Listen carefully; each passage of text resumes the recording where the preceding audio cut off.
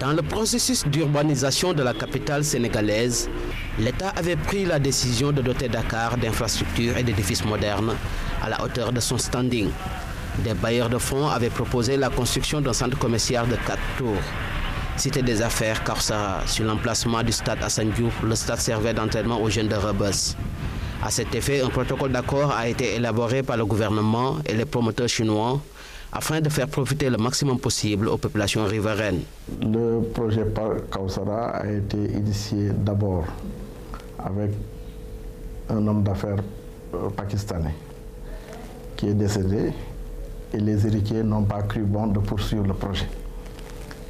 Sur ces faits, nous avons pris contact avec beaucoup d'investisseurs étrangers, notamment des Français, des Allemands, des Américains, des Arabes. Et finalement, c'est seulement les Chinois qui ont accepté les conditions de ce projet, qui avait pour but de faire de Dakar un hub, c'est-à-dire un pôle politique, culturel, universitaire, médical de la sous-région.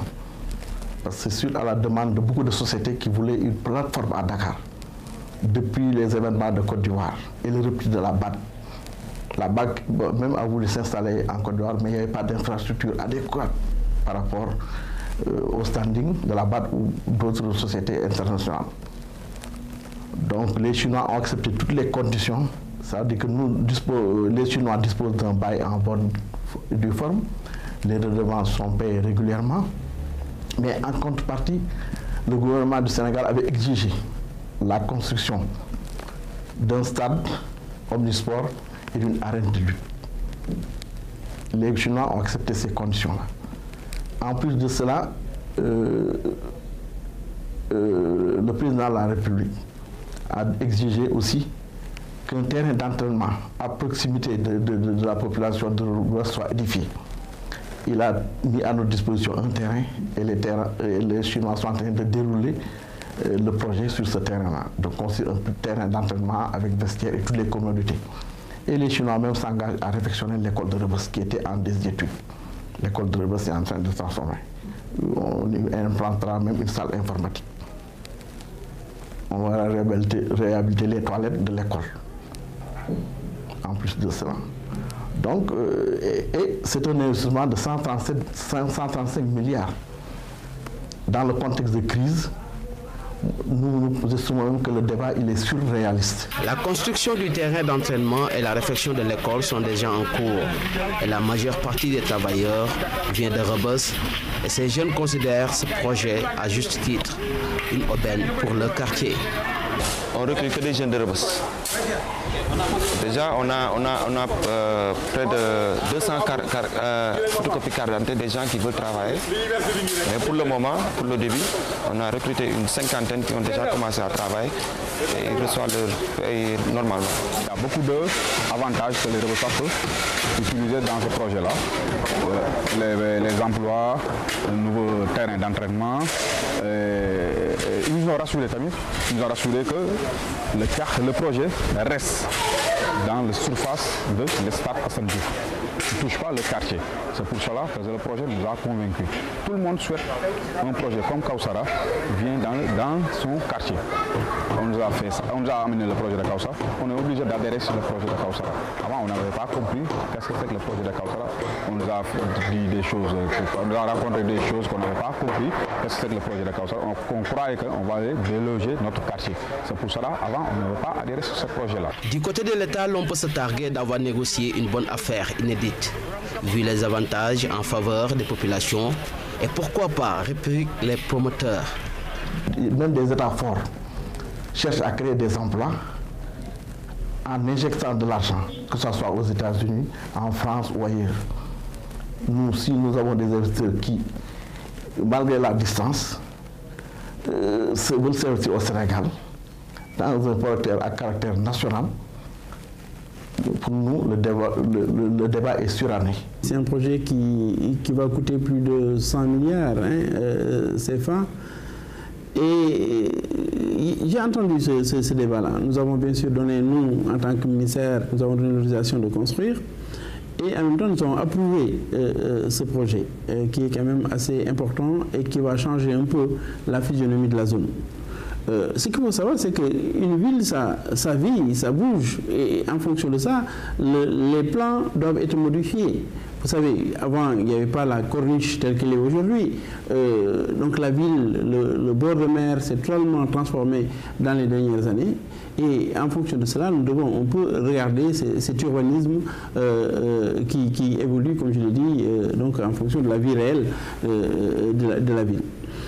Bon, il y a eu un SAD, le SAD donc Assane Diouf, qui a duré, mais qui n'a plus, je pense réellement, sa place dans le site actuel, hein, vu l'évolution, je dis, l'évolution du quartier, l'évolution de la zone, les transformations au niveau de cette zone.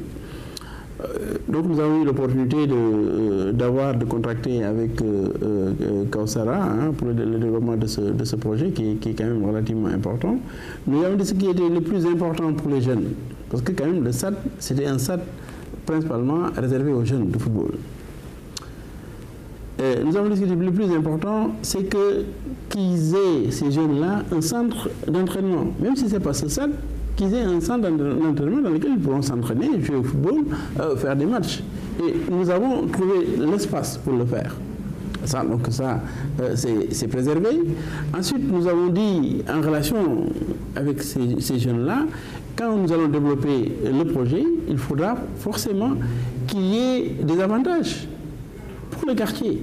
En termes de travail, en termes de rénovation, en termes de vie, il faudrait qu'il y ait des avantages. Donc nous ne pouvons pas ne pas au moins régler ces problèmes-là.